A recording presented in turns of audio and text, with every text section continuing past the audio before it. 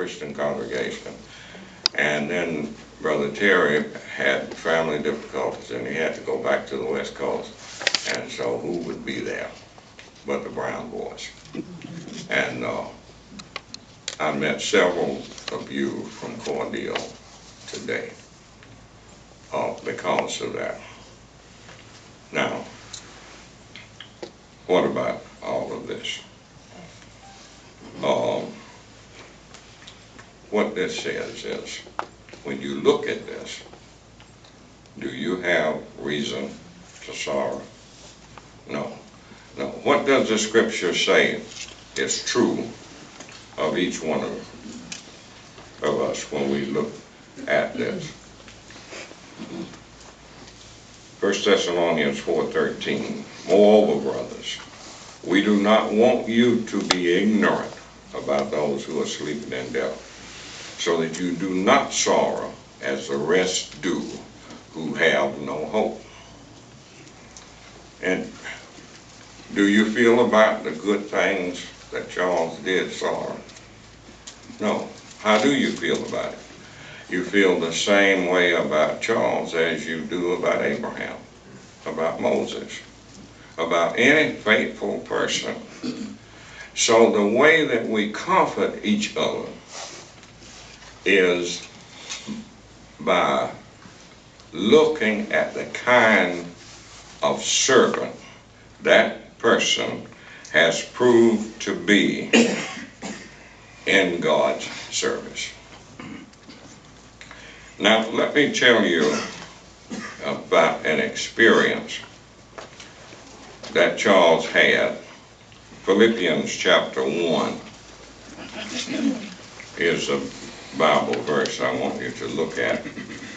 And this is just, what about courage? Did we have it now? Philippians chapter 1.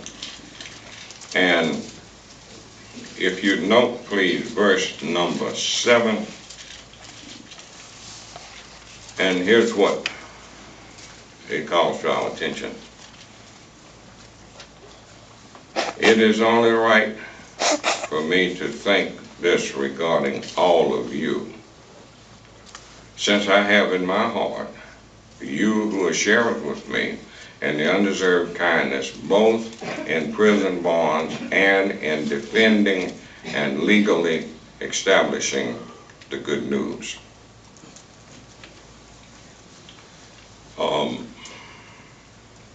When Charles was in Mississippi in the circuit work,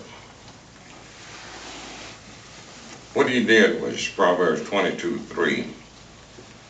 He just followed what Proverbs 22:3 says.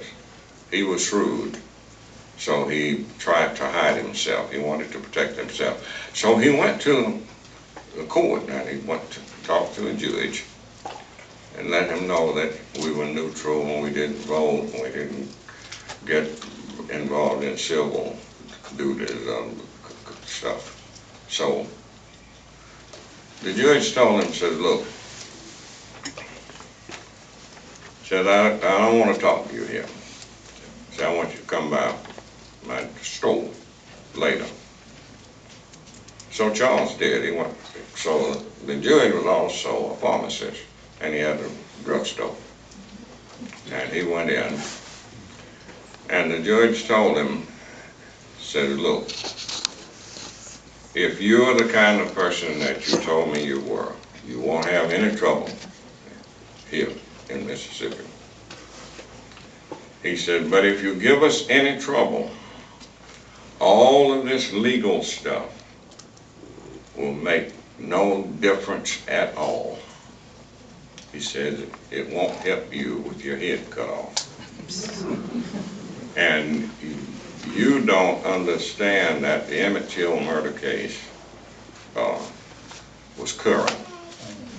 And there were 3 college students who were murdered and their bodies buried at the bottom of a dam that was being built. And it was under these circumstances that Charles actually thought that he might die to the extent that he wrote the branch and told them that if he did die, that he wanted his death investigated. Or he was faithful, the brothers needed him and he knew it. Oh, by the way, there was a woman in the drugstore who heard what the judge said, and she came out behind Charles. No, she went out first and she waited on him, and she didn't know him. But she told him, son, says, I can tell that you're not from here. Some of these people will do what they say they'll do in Mississippi.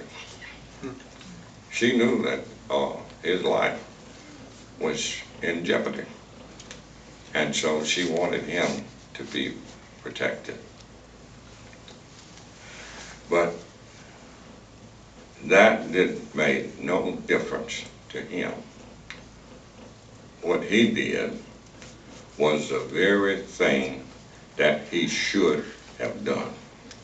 So, in Ecclesiastes chapter 7 and verse number 1.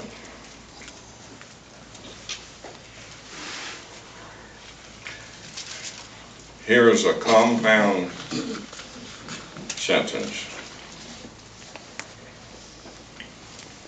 To begin with, it says, a good name is better than good oil, and the day of death is better than the day of birth. What every human needs to do is to build a good name with God. And I would have to say that the father and mother of these young men fit the bill as far as parents are concerned. And the boys are here today, and they've adhered to that teaching.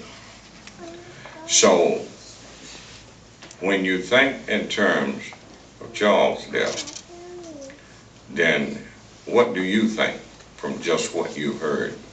And there's a lot of things that I don't know that some of you know. But you can look at those things. And this is what you dwell on. Of course, this is not a time that we're going to be elated about what's taking place here. But what we do know is this.